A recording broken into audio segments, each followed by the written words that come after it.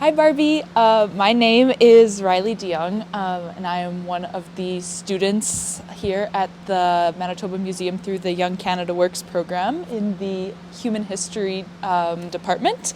And today I wanted to talk to you a little bit about the Barbies we have here in the collection.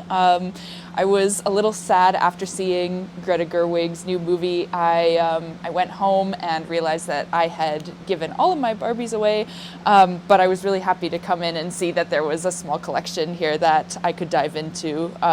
So this one here, I'll show you first. This one's my favorite because I grew up watching the movie. If some people might remember Barbie Swan Lake, that was like my favorite. I love the ballerina one, so that one's my favorite in this collection.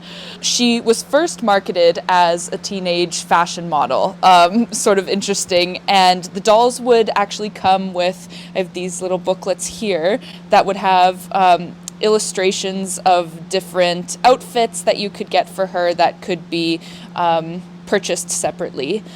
On top of the outfits that you could purchase, there were also so many examples of handmade outfits. I remember, again, going back my own personal, when I was a little girl, I remember playing with the handmade clothes that my great-grandmother made for my mom when she was little.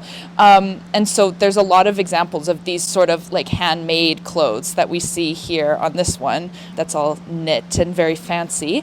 And then the other thing is more specific representations of cultural outfits. So the example is here with the Ukrainian dancing outfit that this one is wearing. That's also handmade.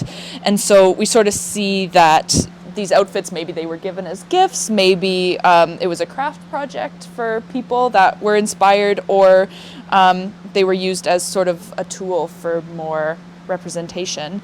When sort of looking at these handmade pieces, especially the culturally significant ones, we sort of see how they are those avenues for young kids for representation.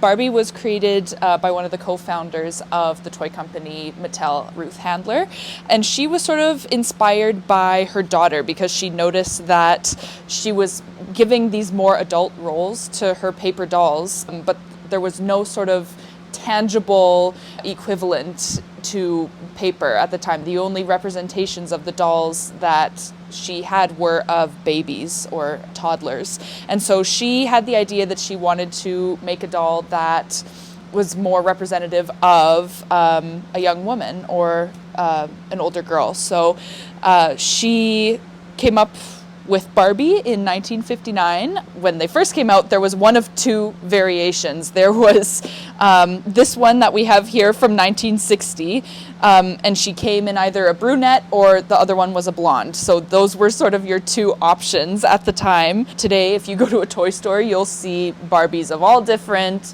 ethnicities, abilities, body types, identities, everything. There's so much more diversity with these dolls now. We also can sort of see this in the different careers that Barbie's had over time. She's been an astronaut, she's been a firefighter, she's been a doctor, she's been everything. And so that's a really interesting aspect as well. And then on top of that, there are many historical figures, Barbie dolls that represent historical figures.